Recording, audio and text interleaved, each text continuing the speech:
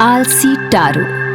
बहुत समय पहले जापान में रहता था एक लड़का जिसका नाम था टारो। यूं समझ लीजिए कि वो दुनिया का सबसे आलसी लड़का था। पूरा दिन टारो अपनी छोटी सी झोपड़ी के सामने लेटकर आराम करता। उसे कोई काम नहीं था, बस वो आने जाने वाले लोगों से बातें किया करता। टारो बातें करने में बहुत माहिर था। हालांकि वो लेटे लेटे सिर्फ बातें ही किया करता था, पर लोगों को उसके साथ बहुत मजा आता। किसी को नहीं पता था कि टारो कहाँ से आया है। वो किसान को रास्ते में पड़ा मिला था और उसने उसे अपने बेटे की तरह पाला था। पर टारो की आलसी होने की वजह से किसान बहुत परेशान था। किसान अपने आलसी बेटे की हरकतों को बर्दाश्त नहीं कर पाया, इसलिए उसने उसे कहा कि वो अब से अकेला इस झोपड़ी में रहेगा। सब लोगों को उसकी बातें अच्छी लगती थी, तो गांव वाले उसकी खुशी के लिए उसे खाने को ला कर देते और उसकी झोपड़ी का ख्याल रखते। ये सब देखकर ऐसा लगता जैसे टारो उनकी मदद लेकर उन पर एहसान कर रहा है। एक दिन मिसेस चिन हुआन ने टारो के लिए कुछ डम्पलिंग्स रखे। डम्पलिंग्स एकदम गर्म है तो गर्मा गर्म खा लेना टारो। अगर मेरे घर में मेहमान ना आए होते तो मैं तुम्हें खुद खिला कर जाती। मुझे माफ कर दो, पर प्लीज वक्त पर खा लेना। मिसेस चिन हुआन, दूसरों का खाना मैं सिर्फ अपना पेट भरने के लिए खाता हूँ, पर आपका खाना मैं पूरे मन से खाता हूँ। और वैसे भी आप जैसे डम्पलिंग्स पूरे जापान में कोई नहीं बना सकता। Thank you. ओह, तुम बहुत प्यारे हो टारो। टारो ने लेटे लेटे हाथ बढ़ाया और डम्पलिंग्स खाने की कोशिश की, पर वो उठाते हुए उछलकर नीचे गिर गए। ओह नहीं। तो अब जनाब टारो का आलस तो ऐसा कि वो खुद इतनी जहमत नहीं उठाएंगे कि थोड़ा सा आगे बढ़कर गिरे हुए डम्पलिंग्स उठा ले। तो उसने वो वहीं जमीन पर ही गिरे रहने दिए और वो इंतजार करने लगा कि कब कोई यहाँ से गुजरे और उसे वो डम्पलिंग्स उठाकर दे दे। कई घंटे बीत गए पर कोई नहीं आया, क्योंकि गर्मियों के दिन थे और धूप भी बहुत तेज थी। आखिरकार एक आदमी, जो कि असल में उस राज्य का गवर्नर था, टारो के घर के पास से निकला। आज का दिन बहुत सुहाना है ना सर? क्या तुम मुझे जानते हो मिस्टर?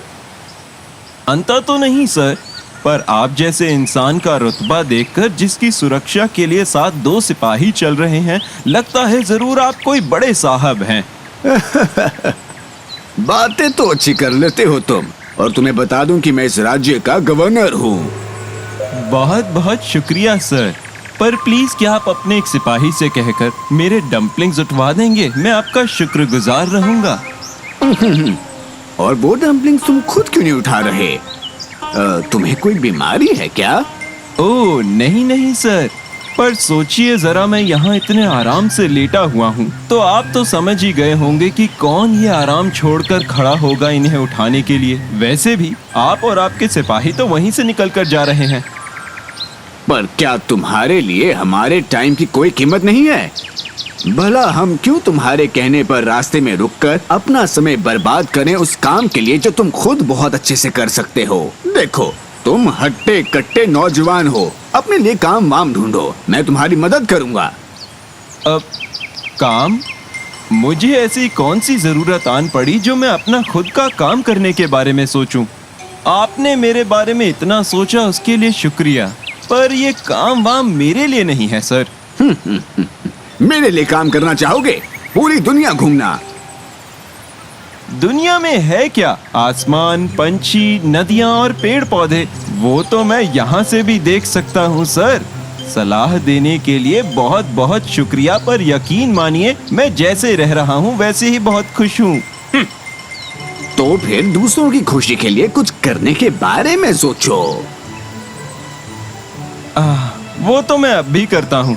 आप देखेंगे तो समझ जाएंगे कि जो लोग मेरे पास आते हैं वो मुझसे बात करके कितना खुश होते हैं। देखिए, आप खुद मुझसे बात करके कितना मुस्कुरा रहे हैं।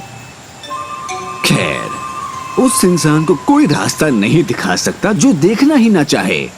ऐसा कहकर गवर्नर चला गया और दूसरी तरफ टारो खुद को किसी नवाब से कम नहीं समझ रहा था और उसने सबको बताया कि गवर्नर तक उससे बात करने के लिए रुके और वो उसे नौकरी दे रहे थे। अब और ज्यादा लोग आने लगे और उसे और ज्यादा सामान देने लगे। एक दिन एक मछुआरा उसके घर के पास से जा रहा था और टारो का उस दिन मछली खाने का मन था, तो उसने उससे पूछा, हे सर, जरा सुनिए, बहुत बढ़िया मछली दिख रही है आपकी टोकरी में।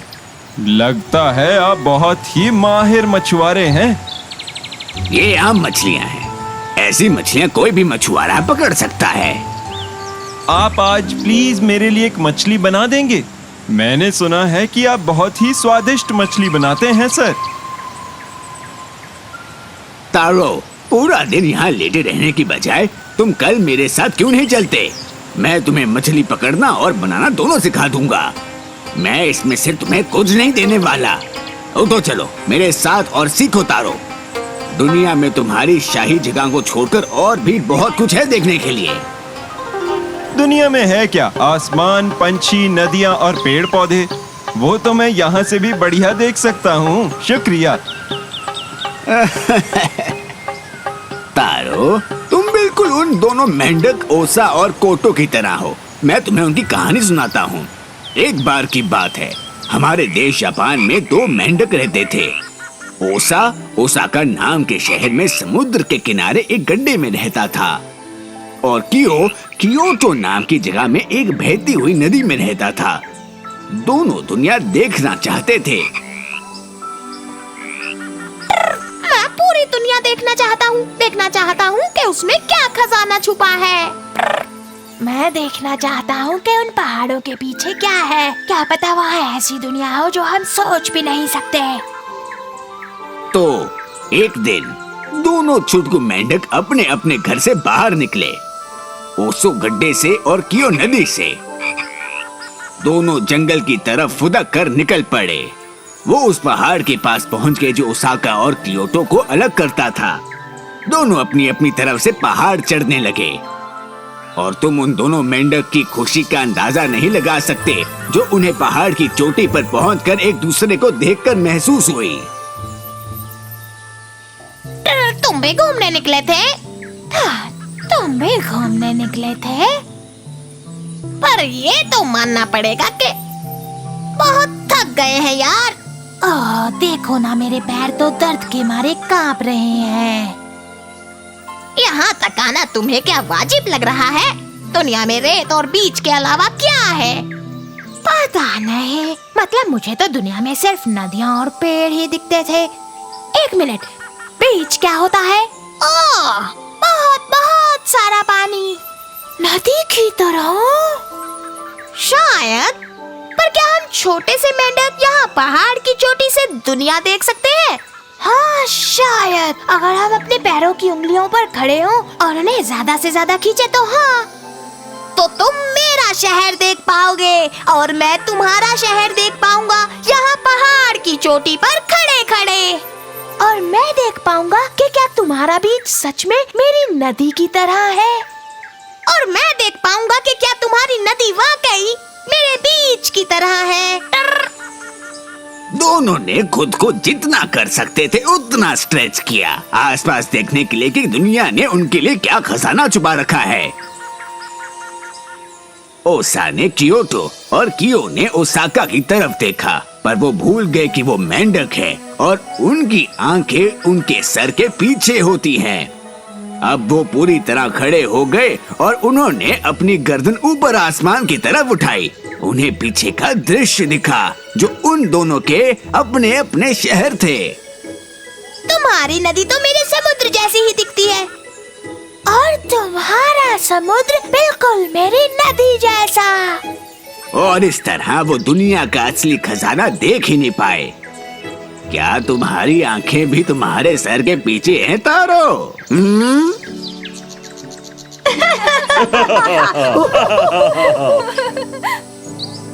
उस रात टारो सो नहीं पाया क्योंकि कभी किसी ने उसका मजाक नहीं उड़ाया था। और फिर वो गवर्नर और उस मछुआरे की कही बात सोचने लगा। उसे पता था कि उन्होंने सही कहा था, इसलिए टारो ने फैसला किया कि आइंदा कभी वो किसी को उसका मजाक उड़ाने का मौका नहीं देगा। उसने अपना सामान बांधा और वो गवर्नर से मिलने पहुंचा। गवर्नर को खुशी हुई, पर टारो ने कभी कोई काम नहीं सीखा था तो उसे माली का असिस्टेंट बना दिया गया। जब टारो ने काम करना शुरू किया तो उसे सच में मजा आने लगा।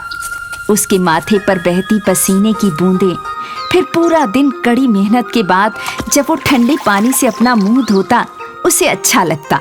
काम के लिए शाबाशी मिलना, रोज कुछ नया सीखने की खुशी, जंगली घास को निकालकर वो फूलों के उगने के लिए रास्ता बनाता, उन्हें पानी देता, उन्हें कीड़े मकोड़ों से बचाता।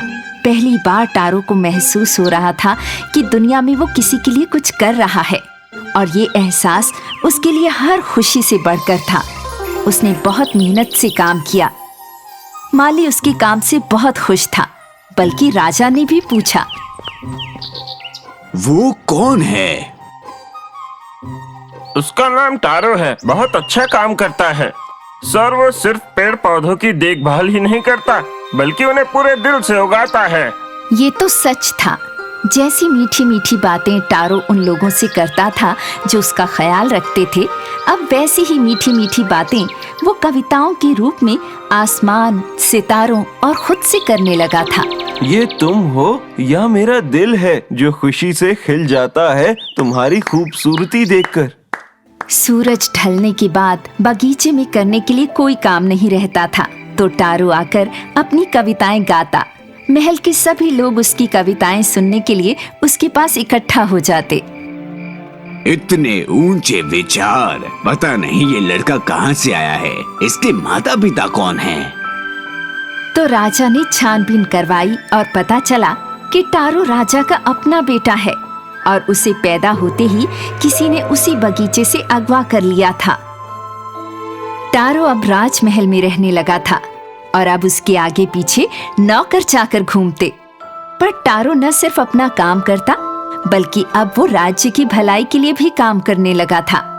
उसने फिर से आलस को खुद पर हावी नहीं होने दिया, और उसने अपनी एक कविता में भी लिखा, दुनिया की सारी खुशियों में से सबसे बड़ी खुशी है दूसरों की खुशी के लिए कुछ करना।